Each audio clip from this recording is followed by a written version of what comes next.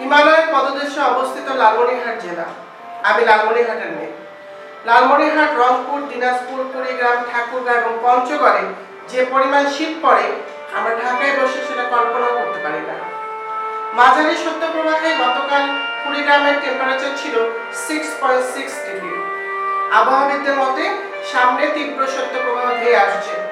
তখন টেম্পারেচার কোথায় নেমে যাবে সেটা ভাবলে আমরা স্তব্ধ হয়ে যাই। এই মুহূর্তে উত্তরাঞ্চলের জেলার মানুষগুলোর সবচেয়ে বেশি প্রয়োজন শীত বস্ত্রের।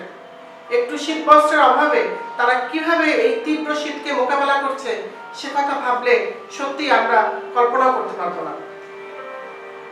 অথচ আমাদের বাড়িতে আলমারিতে পড়ে আছে অসংখ্য শীত বস্ত্র, যেগুলো আমাদের প্রয়োজনেও আসে না। আসুন আমরা সেই শীত বস্ত্র নিয়ে উত্তরাঞ্চলের জেলার মানুষগুলোর পাশে দাঁড়াই। যাদের সামর্থ্য আছে তারা এগিয়ে আসুন আজকে।